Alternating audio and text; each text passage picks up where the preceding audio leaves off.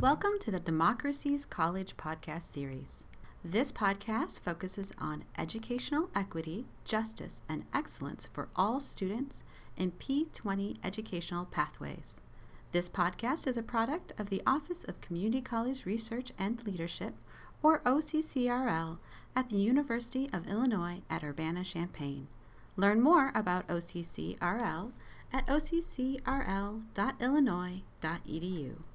In this episode, Fredrick Douglass Dixon from OCCRL talks with Dr. Mara Lazda, Professor of History, and Dr. Lisa Amowitz, Professor of Art and Music, about Bronx Community College's Democracy Project. If you could introduce yourselves. I'll start. My name is Mara Lazda. I'm an assistant professor in the history department here at Bronx Community College, and I've been here for about 6 or 7 years. I'm Lisa Amowitz, and I'm a full professor in the art and music department. I'm the deputy chair of the art department. I'm the curriculum coordinator for our digital arts program, and I have been here for 20 years. If you just give me your thoughts on what sparked the Democracy Project and how did you get started? The spark came in the fall and winter of 2015. To connected events, because there were several events that pointed to a growing division in American society. Just to name a few, with the numerous incidents of police shootings of African Americans, the terrorist attacks in San Bernardino. But what was most concerning was really the language that came out of these events, the stereotyping, the misinformation, and the racism. And then when this became a part of the presidential campaign, it was really, we felt the time to act. The first step was the founding of a conversation series that was sponsored by the Office of the President, President Seconegby at Bronx Community College.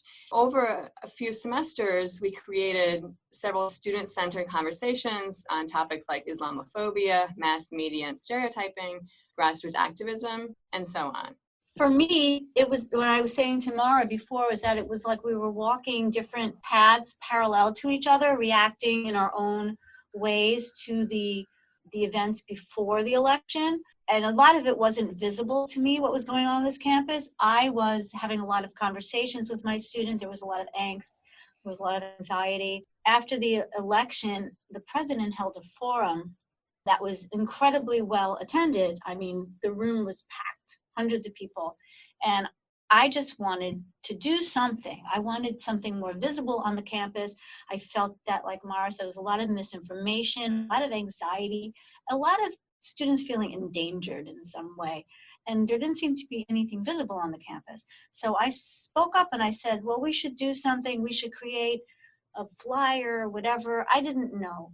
And that's when Mara approached me and she said, we should talk. And that conversation that we had was like where our paths crossed. And we suddenly were in the same space. And we said, well, let's move forward. And then we started to draw people into whatever we thought it might be. At that point, it sounds like, it was all a plan, but it was very organic. One thing we like to discuss is the mission and the goals of the Democracy Project. I can tell you the overarching goals, and then I think Lisa can kind of give you a sense more specifically about what one of the central events looks like. One of the goals of the Democracy Project is to coordinate civic engagement initiatives. One of the things that we learned from these conversations and these forums, that people were organizing, they were reacting, but not in a united manner. And so really the Democracy Project hopes to be an umbrella organization for civic engagement. Secondly, we also want to strengthen the connection between academic curriculum and students' professional and personal experiences. All the events that we have ask students to engage with questions of democracy, of participation in civil society. And so really we hope that these events will reinforce to students how what they do in class, whether it's in history or criminal justice or math or in art, is connected to their work, their lives, and their communities outside the college. And we also hope that faculty will integrate the events into their curriculum. And then last and overarching goal is to build an inclusive campus community. Democracy Project events really emphasize diversity, whether it's ethnic or socioeconomic or political. And so we anticipate that building this kind of community will also contribute to student success and retention. I think there's plenty of scholarship on that as well, right? Say when students are more invested and they see the effects of their work, but that also, they draw larger connections to their professional goals as well. Thank you for both of you all for those answers. So I know that you have very distinct activities. One such as We Are the People, or We the People, I'm sorry, excuse me, which is an interactive art program. How did you go about creating that, and did you fulfill what you thought was a desired goal through that project and others like them? When you sit here in this studio, it all sounds very methodical and very organized. It was really born of a passion, okay, and a need and a way and an exploration. How do we fill this need? And from my point of view as an artist and a designer, I felt like nobody felt really comfortable talking about all the things that were on their mind. I just had this sense of students walking around with this incredible anxiety. I had students like just shaking with fear and dread, and I had an interaction in one of my classes with a Muslim student where this fear came out. You know, we have a lot of Muslim students, we have a lot of undocumented students, we have immigrant students, I am Jewish, we have students of color, we just have everything.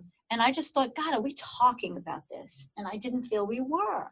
And I just thought, well, how? So when Mara and I had this conversation, I also started having conversations with certain core students that I really related well. As a matter of fact, this is something I think we didn't talk about. Two of my students after the election came into me and we started to talk. And they said, our professor told us about authoritarian governments and World War II and all this stuff. And you know who that professor was? It was Professor Mara Lazda. So those students were already informed by her, and those were the students that became the core of the We the People. So there was a student by the name of Stephanie Martinez, and we started to meet on the side, and we met as a group, and we were all starting to try to fit. And Stephanie's point of view was, how do we get my peers, my fellow millennials, to understand that they have a stake in all this? So that was her question, and that's the question we asked of her. So when we all started to meet, she said it has to be interactive. This was the student. She goes, people have to participate. And at the same time, her boyfriend was at City College, and they had an expression wall there, just like the one in Union Square Station in New York City, where people would post their thoughts down. So somehow we all liked that. We go, wow, that's cool. How do we do something like that? So this young lady really, she went home and she said, I think it should be where we all write our thoughts, and the implement we write our thoughts with becomes something else.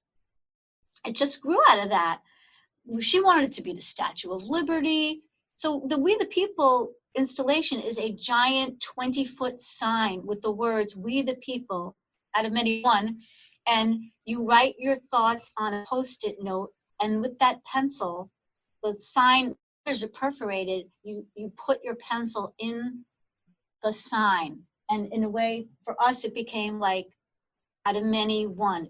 And that was the whole crux of it. That's the We the People.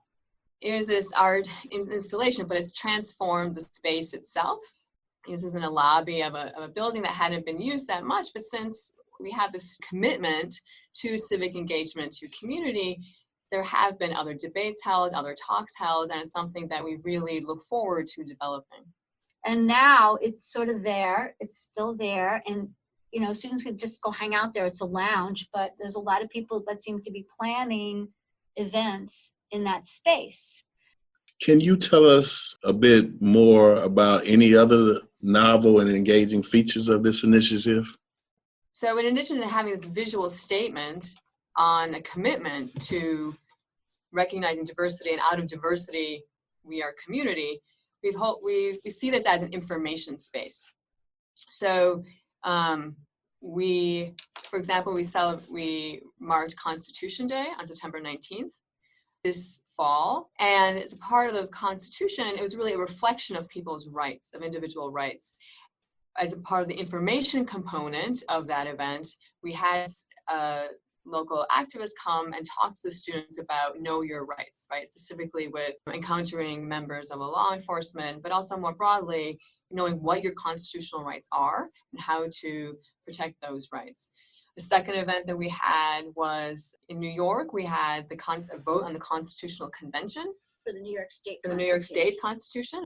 Working with the New York Public Interest Research Group, who really organized this event, we held a debate that was also moderated by a student at BCC, right? We're trying to transform this into an information space so that when people are seeking out information, they know where to go.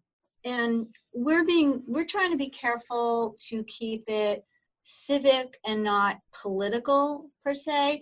I'm pretty engaged politically outside of here, but I'm walking a fine line to make sure that I don't take a political stand.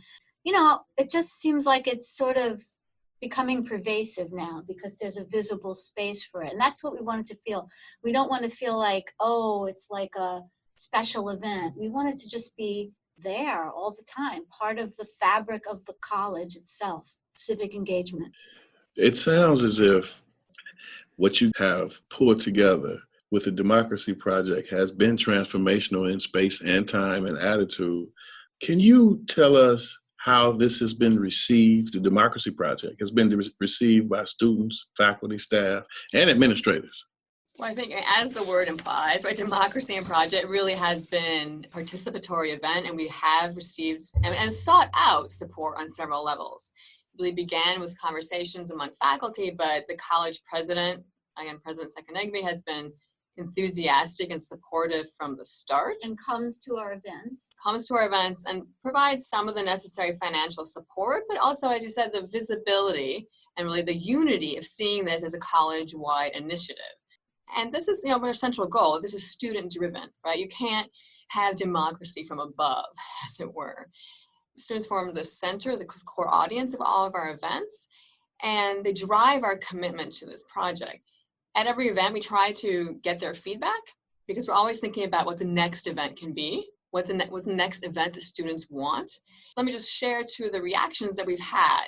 So for example, one of the events we had last year was a grassroots activism where we had local Bronx NGOs and organizations come and talk about becoming active in your community. And one of the students afterwards said, what I learned today is that we all have power. And you can just start with you can start with a friend, but you just need to start with a small group, and that power grows. Just in addition to that, at every single event, one of the main comments we have is, you need to have more events like this. I mean, there really has been a positive reaction on all levels. And for me, I think what's really important about it is I just feel like I don't think either of us want to feel like we're in the position of force feeding information to our students from on high, as Mara said, that we want it to feel just that it's theirs. We want them to have ownership of it. We want it to feel friendly and welcoming and that it's theirs, not ours. I'm a way older person. Who wants to hear it from me? I just feel like if it's there and something for them to interact with and voice their own thoughts, they're going to be more likely to embrace this. That's my thing. My approach is always to make things visible, approachable, attractive, immersive, because I don't think people want to have stuff forced down their throat. They want to feel like they're being invited and not forced. Has there been any pushback or major struggles or fault lines in implementing this type of social justice centered educational program at the college? I mean, as far as struggles, I would say maybe the challenges are ones that are practical that many community colleges face, and that is, as Lisa already indicated, limited time and resources. I mean, faculty have heavy teaching loads. Our students have incredibly busy lives, family responsibilities, work responsibilities, other socioeconomic challenges. Faculty also do have to cover the material in their curriculum. That's been one challenge, is to find the time for both faculty and for students. And so one of the ways we try to address that is to really make it a part of the curriculum. And students have said that as well. I'd like to participate, but if it's not a part of the curriculum, I can't participate. Exactly. So I mean, that's challenge. That's slow by, that's little by little, step by step, and that's maybe one of the reasons we haven't grown as quickly as we'd like. But so that's a very practical and real challenge that community colleges have to consider. As far as pushback, we have received a comment of its pushback. It's pushback in the sense that I know on an individual basis, I have received emails from students who question whether they are really included in this conversation. I mean, in other words, we are ethnically, socioeconomically, religious and politically diverse. So there's been some pushback from students who want to say want their conservative views, make sure that they're welcome, or people who are pro-life, or any one of those political positions. But it's not quite pushback that I would say. I would say that's what drives us, right? So what we do in those instances, we say, please come to these conversations, because that's what we want to be able to do, is to open up a space, as Lisa said, that it's not political in the sense that it's partisan. It's political in the sense that it's civic, that we need to know how to talk to each other and how to listen to each other's experiences. Yeah. And going forward, where do you guys envision the Democracy Project, let's say in the next 5 years? Well, my main goal is the institutionalization of civic engagement at BCC. In other words, creating an intellectual and organizational structure for the long term. As we've mentioned throughout this conversation, that we've had support across campus, but is largely right now still driven by, it's driven by interested individuals. And I think my promise, and our promise to students at many of these events, is that this is not one event that you've attended, but rather this is a change. This is an opportunity that we will continue, a conversation that we will continue. That is one, is this institutionalization. And so what I envision is really the establishment of a civic engagement program that would become better integrated into the curriculum. Yeah, just the way the college talks about global citizens, I feel like we need to be local citizens. People need to understand that they need to know what's going on the local grassroots level, and to engage all stakeholders, to break down. See, that I think I didn't mention before, but we felt that there were a lot of silos on the campus where people were doing many things but not communicating with each other. So I think Mara and I are of one mind when it comes to this. We want to see it all bleed together and become part of one movement. What call to action or advice would you share with our listeners relative to fostering student agency, cultivating socially just educational environments, and promoting civic engagement on community college campuses? I think that this really, in order to engage students and to engage the community, this has to be, again, student-centered. You can't dictate civic engagement or even define it along one party line or one issue line, but rather you try to engage across many levels. The second kind of piece of advice I would say is think ahead, kind of in a practical way. If you're developing a program, each event should already be linked to the next one, and so you see it not as a civic engagement event, but rather as a civic engagement movement. Yeah. Now, what are you thinking for the long term? Yeah, and I think also it's almost like we have fertilized the soil. We've created a good climate for this kind of environment to grow. We're all swimming together. I don't know if that makes it clear, but I feel like we're just starting, and we could do it more and more are joining in and moving along with us. I think I'll say, and maybe a final piece of advice, I think Lisa provides the passion, is the practicality. That I think that is something, if you want people to participate, then think about this accessibility, right? Give them the space, give them the time, and think about how to make it happen, not just the passion that you have. Right. And I find myself in this position a lot with the different organizations I'm involved with that, design, people don't really understand that design is about taking ideas and messages and making it accessible and reaching people's hearts. It's almost like you have to brand it. I don't know how to put it any other way. It becomes a brand. Like the Democracy Project has literally become a brand. I look at it from a design point of view that I wanted to create a brand for it, that people would see the colors that we use, they would see the graphics that we use, and every time we do something, there it is again. And I just feel how it's working for the people who are involved. Like it just it pulls us together, it unites us. And we just think of democracy, of having a brand here at PCC. It's a banner for people to fly. I just want to salute you because I think that it's very important. The way that the outcomes have been participatory and you have seen a inclusionary vision through your students, through the faculty, as all the way up to the president, is a reminder that what you guys are doing is very important. So before we go, I want you guys to have a chance to give us some final thoughts, something about a vision in the future. I think community colleges and the experience our students bring, the skills they bring, are sometimes not valued enough. So in other words, what really drives this project, I think, goes back to the students and the very sophisticated sense of social justice that they bring with them to campus. And so my final thought would be encouraging people to think about the richness that the community college actually offers and its students offer for civic engagement. Yeah, excellent. For my part, I want our students to feel they have a stake in things. I want them to understand their own power. And that's something sometimes I don't see. And sometimes it's a conversation between students. Some feel it, some don't. Some take this sort of nihilistic attitude, like, oh, what's the difference? It's all kinds of points of view. I will end with one particular student who bemoaned what she felt to be the really unmasking of all this racism that she feels has been there all along. And I said to her, well, are you worried about that? And she said to me, she goes, no, I'm not worried.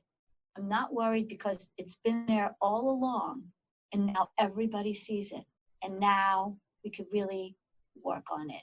And I thought, wow, that is an outstanding point of view. And that's a voice from her. And I want to hear her voice, and I want to hear everybody's voice. And I know this particular lady, there's no way anybody's going to keep her quiet and not get her engaged. And I want more and more people to feel like she does that. She has a voice and she has power, and she's doing it with her art, but she's also doing it with her vote. And that's what I want to see. I want to see people's voices out there. I want them to feel that if they join together, there's power in that. I want to develop a bunch of very fierce graphic designers with civic conscience, from my point of view. This has been very informative, and we thank you so much. Thank you. Bye-bye. For more information about Bronx Community College's Democracy Project, we recommend that you visit the Democracy Project webpage. For more podcasts, links to today's recommended resources, or to share your comments and suggestions, visit occrl.illinois.edu/democracy or send them via Twitter @OCCRL. Tune in next month when Dr. Ebony Zamani-Gallagher from OCCRL talks with Dr. Z. Nicolazo, an assistant professor of adult higher education and a faculty associate professor in the study of women, gender, and sexuality at Northern Illinois University, about the use of transgender community to further wedge politics. Background music for this podcast is provided by DubLab. Thank you for listening and for your contributions to educational equity, justice, and excellence for all students.